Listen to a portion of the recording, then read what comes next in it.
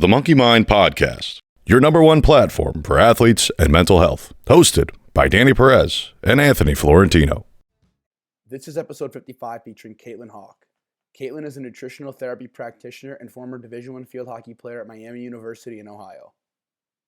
This podcast is proudly brought to you by Daily Dose CBD Inc.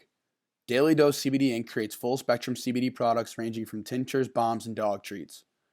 Research has shown that CBD has successful results in aiding in the following areas: anti-inflammation, anxiety, PTSD, help with breaking addiction, neuroprotection, epilepsy, arthritis, chronic pain, and sleeping disorders.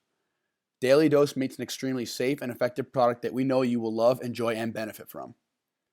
Daily Dose has given Monkey Mind listeners 15% off all their orders. Head over to dailydosecbdinc.com and use promo code MonkeyMind15 for 15% off your purchases. That's promo code MonkeyMind15 for 15% off all your orders at dailydosecbdinc.com. But all right, let's get after it. Thank you, Kaitlin, for coming on. We really appreciate taking the time out to speak with us, tell your story, and get all this great information out. So if you can just introduce yourself and tell us who you are and background. Yeah, so my name is Kaitlin Hawk. I'm a nutritional therapy practitioner.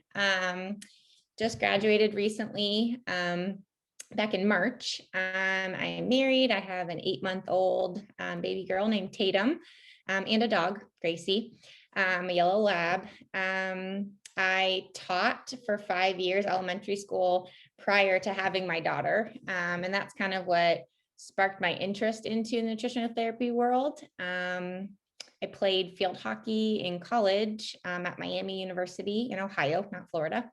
And then post-grad, I've been involved in athletics my whole life, but continued on with CrossFit and did that for a little while. And then now I'm on an Orange Theory kick. And yeah, just anything athletic and outdoors I'm doing. But yeah, that's a little bit about me. Yeah, no, that's awesome. Talk about, before we get into the nutritional therapy side of things, you just talk about your athletic background and kind of your struggles with mental health personally that you've dealt with. Yeah. So athletic background, I didn't really feel like I had a ton of mental health correlation in high school in regards to athletics. I think that kind of surfaced more when I got to college and the competitive atmosphere. I definitely dealt with mental health in regards to my family growing up and in high school, and my parents are divorced. I was kind of the middleman and got put in the middle of a lot of that stuff, unfortunately, and kind of carried a lot of weight that I wasn't supposed to carry as a 15-year-old. And so I kind of was like mom to my brothers, my younger brothers, and that kind of was a lot. And then college, and then you tag on all the competitiveness and trying to manage school and friends and playing time and traveling and all of that. And I just still kind of brushed it aside, but I definitely struggled with anxiety. And I think that's kind of where that surfaced in college. I think I still didn't really do anything about it, to be honest, even though we had some resources available. I would say we had a counselor that we worked with at school, which I think some other athletes definitely utilized. But I don't think I was ready. I don't think I was in a place to do that. And then, sorry if you can hear my daughter, by the way. All good. Crying. No worries. And then I think I didn't really address any of my mental health stuff until after college. And so unfortunately, I wish I had kind of jumped on board, and I think I would have been more successful as an athlete in college too, if I had really dove into taking care of myself in that way. But yeah, it wasn't really until after college that I actually started to acknowledge it.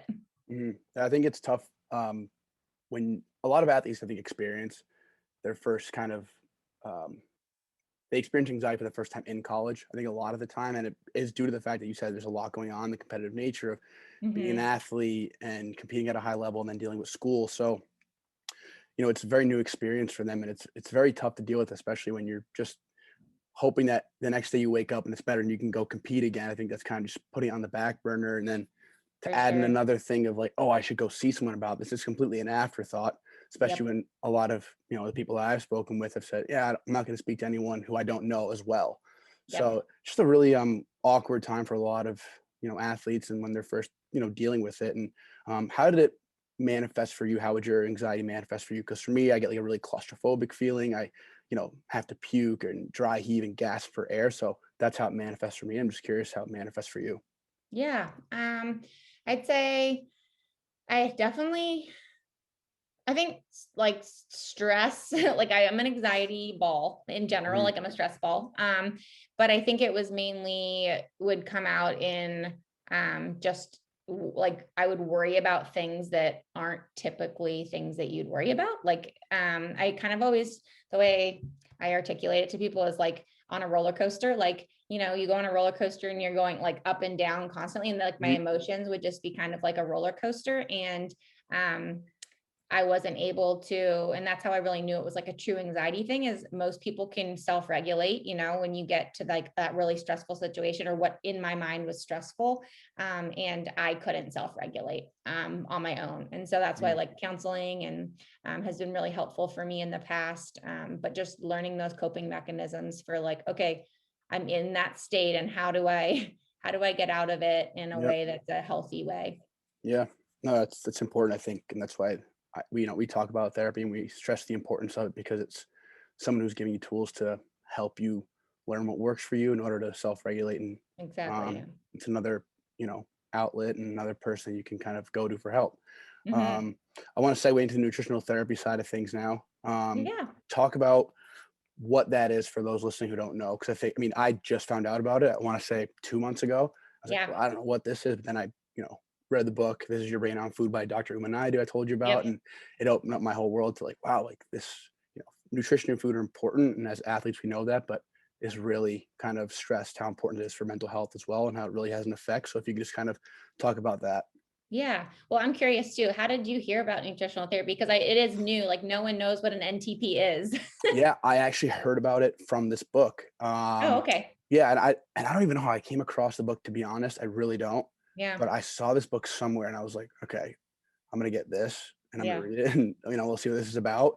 And they mentioned nutritional therapy a lot. And then Okay. I think I just did an Instagram search and came across Nutritional Therapy Association, correct? Yep. Yeah, Yeah. and that's how I just got the ball rolling from there. So That's really cool. yeah. Yeah. Well, it was new to me prior to me diving into it. But yeah, so like I said, I taught elementary school for 5 years prior to becoming a nutritional therapy practitioner. And I always had a passion for cooking. And so I kind of found myself in conversations with people at lunch and talking about food and just all of the things that come um, with food and like how it's hard when you're teaching and you're working full-time job, and both of you are working, and you have kids and you have picky eaters and you don't know how to meal plan or prep, and you don't know good recipes, or how do you even make healthy eating sustainable in your household. And so those are kind of the conversations I was coming across. And so that was kind of like the fuel for me to become an NTP. And then now what I do is I kind of work to empower and support, and with empathy and with understanding that all walks of life and shades and colors and all the things of where people are in their journey with food. And so with what I love about NTPs and kind of the mindset that we take is that we focus on the foundations. So it's not really, when people think of like nutrition coaching, it's a lot different, and it's really hard to articulate that to people. But the best way I've found, in the easiest and understanding way, is like to think of foundations. So we think of the foundations of health, our digestion, we look at blood sugar, we look at fatty acids, we look at minerals and vitamins, and we also look at hydration and how those things are balanced in your body. And what I do is I come in and I kind of see, where are those things off? What do we need more of? Maybe we're getting too much of something. And then it doesn't stop there. And then we look at lifestyle. How is your sleep? How are your stress levels? Are you getting movement throughout the? And so as an NTP, I work with clients on all of those areas one-on-one, and we kind of just try to get our bodies back to homeostasis, which is like that equilibrium where everything's functioning at its best. Okay, awesome. And so let's just say I'm someone who's looking to speak to an NTP and receive some help. What is that process like? I think a lot of people don't even know, what the process is like for seeing a therapist. Now we're hearing about NTP. Yeah. It's another new avenue people can take. What are the steps and what's the process like for someone seeking your help and guidance? So if you are, I mean, it can be anything. And that's what I think is so amazing is that it's not just, oh, I need to eat healthier. It can be like, I have heartburn and I'm struggling with heartburn. It could be, I'm struggling with fatigue or energy crashes in the afternoon. And so any sort of symptom or eating habit that you want to change, or just creating a culture of healthy food in your family at home. I'm definitely willing and able to work with people in all of those areas. But if you were looking to kind of get more information and kind of see if we're a good fit, and then also just tell me your story, I offer a 20-minute free consultation. If you just go to www.fullyrootednutrition.com, and then you can send me on my contact page, just send me a little message, and then we can set up a 20-minute consultation for free. And you can kind of just tell me a little bit more about what's going on with you. And then from there, we kind of just make a plan and decide what direction you want to go and how I can hopefully help.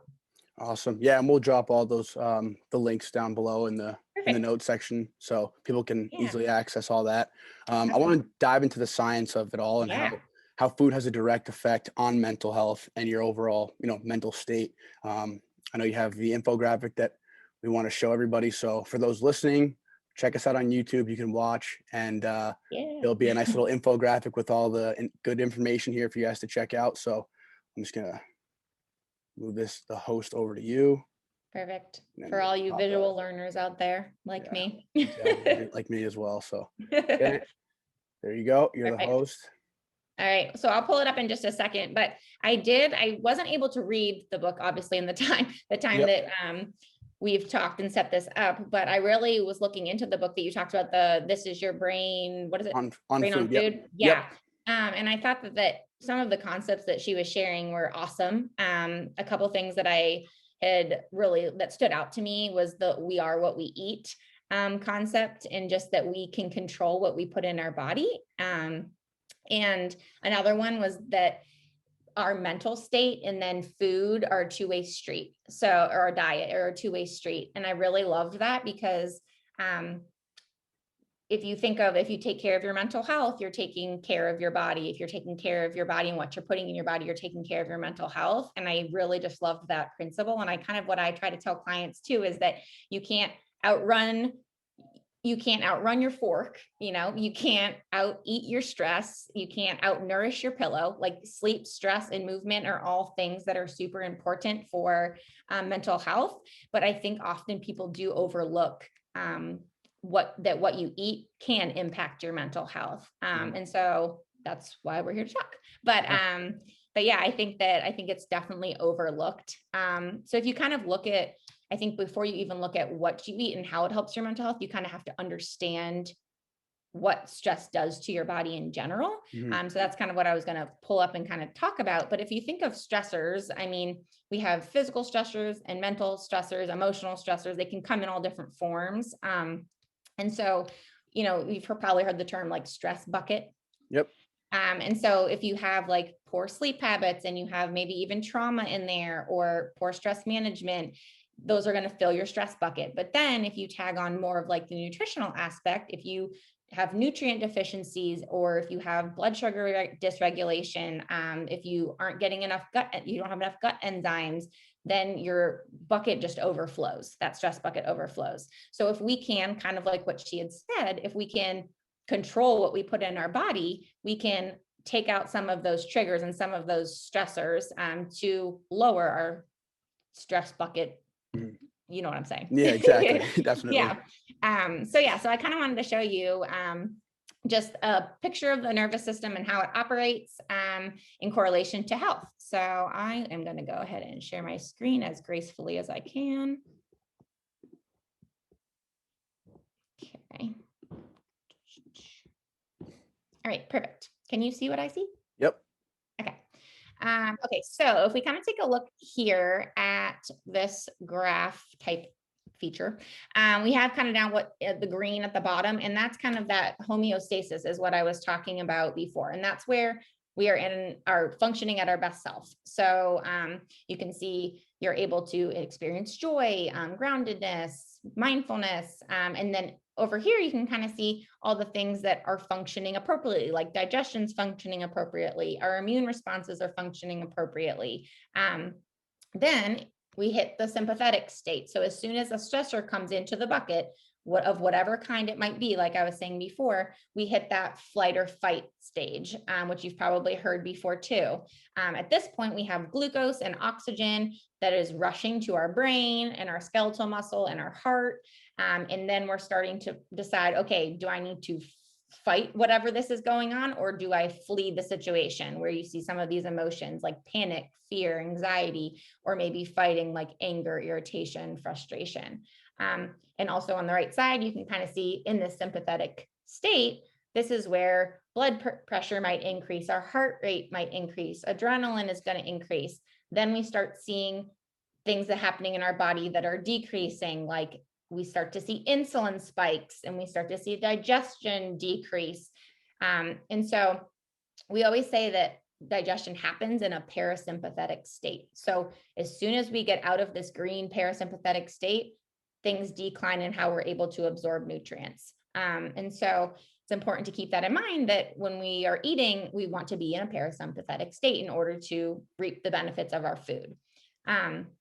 Also too, if you I always like to use the visual of when you are in this parasympathetic, or in the sympathetic, state, when a tiger is chasing you, you're obviously going to try to flee, right? Like if your blood sugar is dysregulated, it automatically puts you in this sympathetic state. So your body is responding like a tiger's chasing you, even though a tiger isn't chasing you. And so then you start seeing a decrease in digestion, function, etc. Does that make sense? Oh yeah, definitely. Yeah.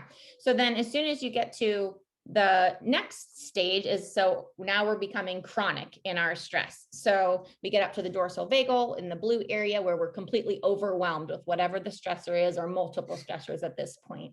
And here we start seeing things such as like insulin resistance, because now we have chronic stress that's not being taken care of. And so at this point is where we start to see some of those long-term issues, such as like leaky gut, or we might see like hormone imbalances or metabolic disorders, again, blood sugar dysregulation, things that if we're not taking care of our stress and we're not nourishing our body appropriately, we get some of those long-term dysfunctions. So yeah, this is kind of that's it really. I just kind of thought it would be really interesting for people who want to jump on and see kind of just what our nervous system does when we're stressed. And then from there, I can kind of start talking about maybe some of the things that you can use to combat through whole foods. Yeah, definitely. Before we get to that, I wanted to ask a quick question regarding what you just said. Just wanted to clarify. So you said that when what was it that was off that makes your body feel like it activates your fight or flight? It's when your gut has an imbalance, correct? That your brain blood is triggered. sugar. Okay, your blood sugar. That's what. Yeah. Okay.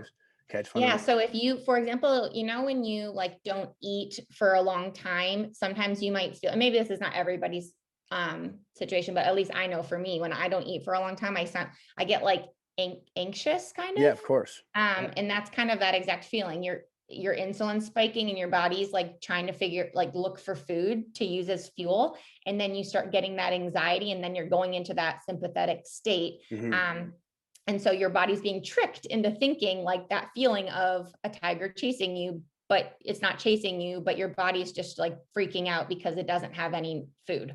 Exactly. And then we're looking for food, and it's important to get the quality nutrients that we should be getting. And I think, it's a ripple effect. I mean, we live such a fast-paced life, and we're looking for the quickest option. Sometimes it's not the healthiest, and then just continues in that cycle. I think that's so important. I think, the more we talk about, the foods that we can eat, I think we'll just kind of realize that there's lifestyle changes we can make that can really help benefit us in the long run. Exactly like you said, like if you're in a pinch or something, and you have been eating a meal and then you grab like a donut or something sugary, and then it just continues to increase, and you go through the cycle over again. So it is that roller coaster. And this is just one of the humps of the roller coaster. Yeah, exactly. And then, so the third, like, the parasympathetic nervous system on the top, Okay, so Yep, up here. that's all it shows on the increases and decreases as you go up. The top layer there in the blue, Hmm. that's the effects over a long period of time, correct? Correct. Okay, Yep. and the middle is just kind of like what happens sort of immediately, and then the higher up you get, there's the Yep. longer term And effects then, that can happen. yep. And that's kind of like what I do as an NTP is I try to get us to the green as best as we can through, I mean, all areas. I mean, like I said, it's through looking at the foundations, but it's also through lifestyle changes and how you manage your stress and how you take care of your body and how you sleep and how you exercise and whatnot too. So I Mhm. mean, everything has a huge role. Yeah, no, definitely. Yeah, let's get into the foods Yeah. that can Okay. combat I'll some stop stuff. sharing my Okay, screen now. perfect. All right, there we go. All right, awesome. Yeah, so let's get into the foods that can help combat anxiety, depression, and all the other mental health disorders. Yeah. So, okay. So again, if we kind of think of, sorry, I'm just moving you around so I can see you.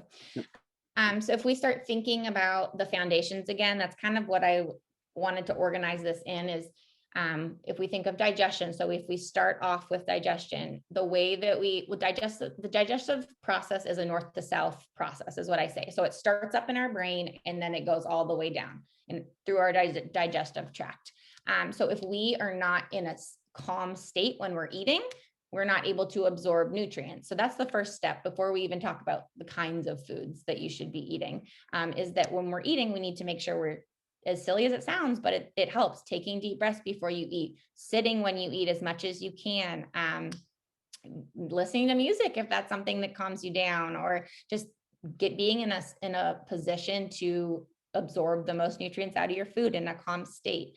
So that's kind of what we look for when we think of like basic ways to help digest and absorb nutrients. And then if we kind of look more at specific foods, we look at blood sugar.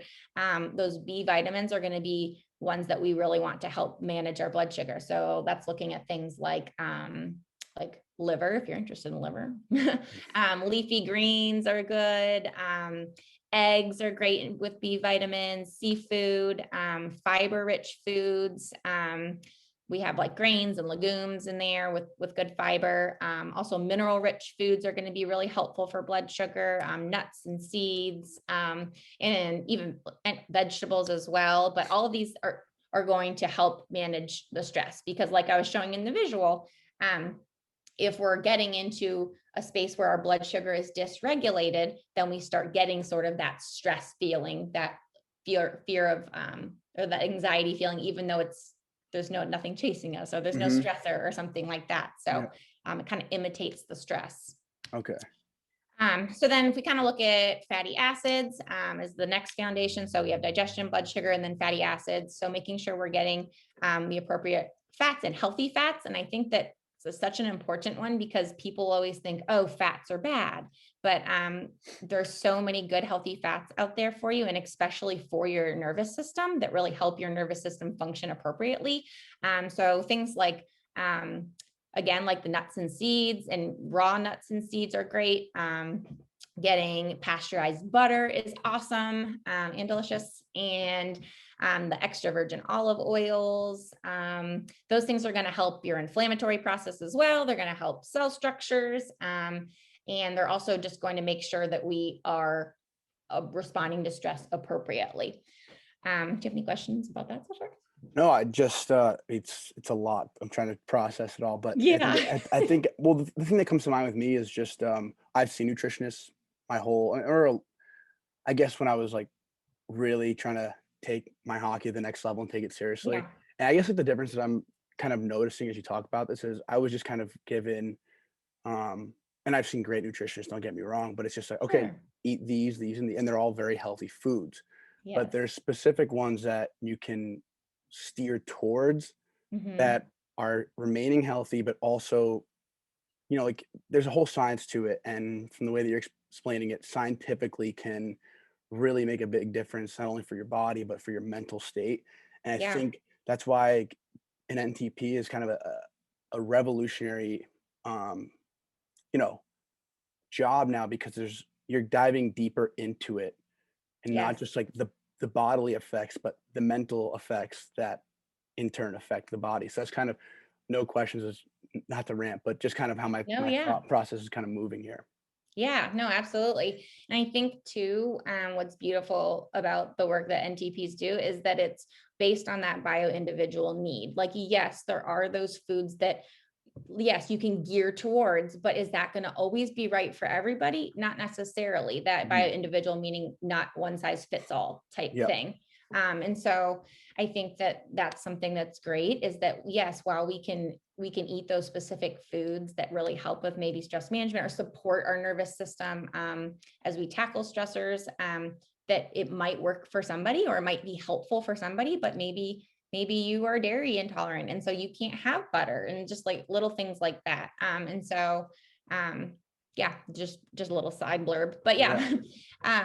A couple more things too is, well, if we look at the minerals and the vitamins and kind of how that supports our nervous system, making sure we're getting foods like vegetables, raw vegetables and seaweed and organ meats and all those fun things. Zinc is a great one. Oh, that's a good one. Zinc really helps our neurophysiological function. So kind of that brain and the nervous system working together. So again, really important and a huge factor with your mental health. So that's a great one. And foods for zinc would be like lentils or eggs, have a lot of zinc. I mean, tons of them, but those are just a couple. Yeah. And hydration is also huge. And I think that one is another one that really gets overlooked because as we have prolonged stress and we're in kind of getting up into that blue zone that we talked about, especially where stress is going on for a number of days, weeks, months, years, dehydration becomes chronic as well. And so really not only just saying drink more water, kind of like that cookie cutter answer, like what you're saying, you might have experienced a little bit over your time with nutritionists, but you can pump it up even more and make sure you're getting electrolyte minerals in your water and putting like a little bit of sea salt or Himalayan salt in your water so that you get some of those magnesiums and potassium and calcium and sodium, and just kind of some of those things that can help take your hydration to another level. And I think that that's a really simple, like easy way that you could do that. Yeah. I recently saw, putting a little bit of Himalayan sea salt in your water, Yeah. and that, drinking just water is actually, and correct me if I'm wrong, can be detrimental because you actually release more nutrients when it's too white. When your urine is too white, you actually release too much, but putting a little bit of Himalayan sea salt can help retain some of those nutrients that you're getting from your food. Do you know anything about that? If that's true, or I'd have to look, to be honest, I'd have to look into the exact like correlation between like taking the nutrients out of the food based on your urine being like clearer. But I do know that you can absolutely overhydrate, which would do that. So, so yeah, I think again, it goes back to that like bio individual need. Like, are you someone who exercises a lot? Do you just need more water? But 100% regardless, you reap benefits from food and from the minerals in the salt. Okay, gotcha. And So then how do not you? table salt, sea salt. Okay, gotcha. Yeah. And it can be like a Himalayan or even like the Celtic sea salt is good Okay, too. perfect. Yeah. Also, how do you go about finding the bio individual need? Is it a trial and error process to see what works, or is there some sort of tests that are done?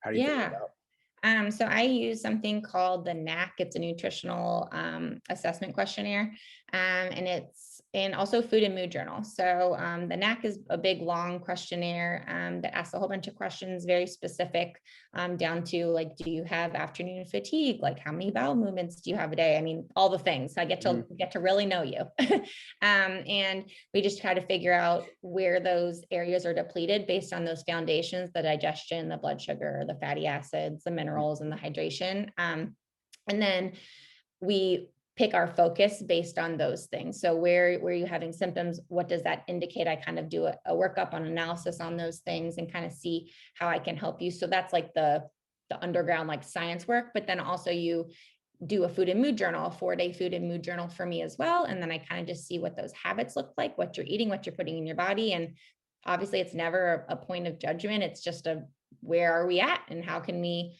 make improvements? Like, do you go 4 hours without eating? And that again, like, okay, maybe that's a blood sugar thing. And just kind of working through that with people and trying to change those lifestyle habits, but also what they're also putting into their body. And then from there, that's kind of how we prioritize what we're going to work on.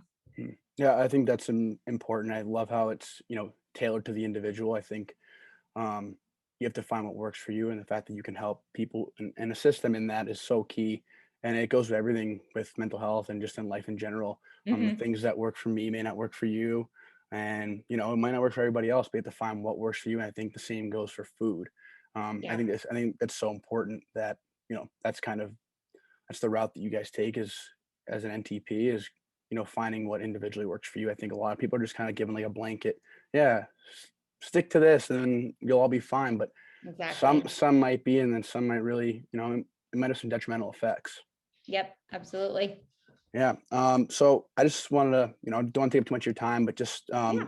some words of advice for someone who has struggled mentally with maybe some of the same things that you have, and just what you would have wanted to know. Yeah. What a loaded question. Yeah. um, but yeah, I think if I look back to my younger self, I think not being afraid to reach out for help, I think would have been huge. Whether it just be like utilizing services in college, but also just like not like sitting in those feelings. And that's hard to be vulnerable and kind of sit in those feelings, especially at that age. But I think that like having people around you, a good support system is huge. But then obviously now as I go into my job as an NTP, like looking back and just thinking, okay, wow, like taking care of your body in all areas, like whether it's counseling. So going in again, kind of having that support system, making sure you're fueling your body appropriately. Just these are the things that like the book said that you read, is that these are the things that you can control. You can control what you put into your body. So instead of when you're feeling sad, eating a tub of ice cream, put something, I mean, easier said than done, but as you know, and you learn these things, eat whole foods, eat nutrient dense foods, relax, meditate, do things that make you feel good, mentally and physically, in the long term, not just in that moment. Making sure you're sleeping, and moving. I mean, I could go on for days, but I think that just really taking care of your body in all of those areas, the sleep, stress, movement, support system, food, is kind of what I wish I had focused on, I guess. And that's what I would suggest to anybody. Yeah, all great things. And also just some words of advice that you would give someone who's seeking a nutritional therapist for the first time ever. I know it's Yeah. it's scary for someone to seek a regular therapist, but for Oh, for someone sure. seeking a nutritional therapist, just some words of advice you have for them. Yeah. I really try to, with the people I work with, I try to really come alongside them and partner with them. And that's something that I pride myself on, is that this is not like you're going to eat this, like that cookie cutter feeling, eat this, eat that. We're doing this together. We're a team. Whether it's just you or if it's trying to change the culture of food in your family. And so I think my words of advice would be, don't be afraid to reach out, because NTPs, and what I'm very grateful to have been trained by the NTA, and what I've been trained to do is just to be your partner, and to come alongside you and to help to be intentional. And again, meet you at where you are, and that bio individual need, no matter what it is. And so yeah, I would love for anybody to reach out on my contact page and hear more about their stories and whatnot. Yeah, definitely. And again, we're going to put everything in the notes below, but if you could please just, again, for everyone listening, drop your information where they can reach out to you and, utilize you for your services. Yeah, so if you're interested in hearing a little bit more about what I do as an NTP, you can find my page at www.fullyrootednutrition.com. You can explore a little bit more about nutritional therapy on there. And then if you go to my contact page, you can leave me a message there as well. And there's also a way to book with me right away, if you just know you want to jump in for a complimentary consultation. But I do 20-minute complimentary consultation. So I'd love to just hear your story regardless, or if you have any feedback on this as well, I'd love to hear it. Perfect. Well, thank you so much. We really appreciate you taking the time to, talk to us and share your story and share what you do. It's going to be very beneficial to a lot of people. So thank you again. Thank you so much for having me. This has been awesome.